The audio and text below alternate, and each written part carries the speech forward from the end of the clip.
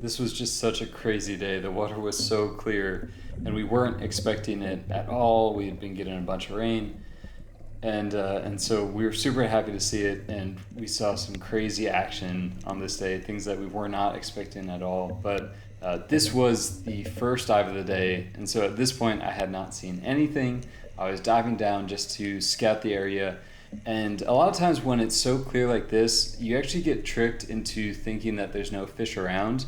But a lot of times what happens is you just have to get down before you start to see the fish through their camouflage. And so in this case, I ran into a hogfish only a few feet away from the bottom that I had not seen from the surface. And I was looking at him, and he just didn't convince me that he was legal. And so I didn't want to pull the trigger on something that I was uncertain about, and I ended up not taking the shot. It's better just to let him swim.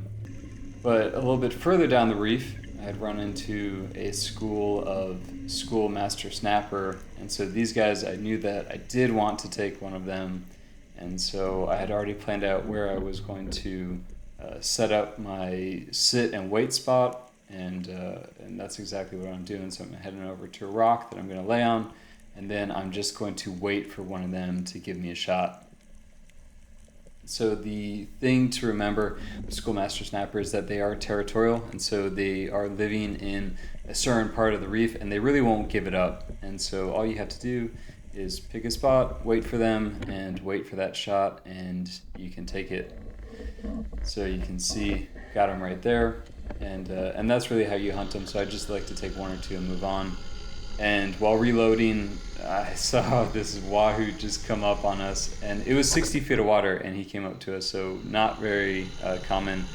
And guys, I don't know why I pulled the trigger. Maybe a little bit of buck fever, wasn't expecting it, but I just didn't have the power in this gun to make that shot. So I ended up without, but he wasn't injured, so he kept swimming, and so it was cool to see him anyway.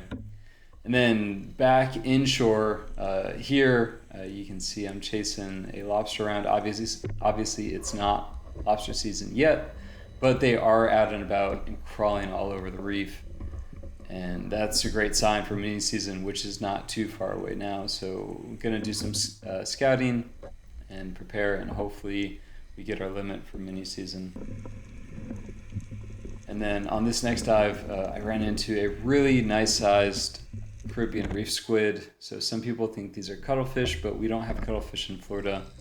So if you see a squid in Florida, chances are more than likely that it's a Caribbean reef squid, which is great. It's awesome calamari, grilled, however you want to do it. Just make sure that you get all the ink out before you put it in the boat. And then also make sure that you dispatch it. So you put the knife between its eyes. Some people even bite them between the eyes, and that severs the nerve, and it just puts them out real quick. And then, so this other thing, this is a mystery grouper. So another unusual sighting for the day. I could not tell what this grouper was. At first I thought he was a black grouper, like a juvenile one, but his coloration pattern just didn't look right. So I don't know, what do you guys think? Black grouper, something else? Drop your thoughts in the comment below.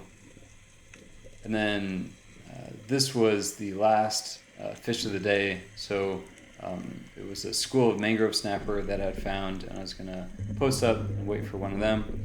And guys, remember, if you enjoyed this video, make sure that you hit the like button. If you want to see more content, make sure that you subscribe. I really appreciate all the support I've been getting. This is a small channel, a small community, but been meeting a lot of really cool people through my YouTube videos. So appreciate that, guys. And here you can see line up on the fish and take them.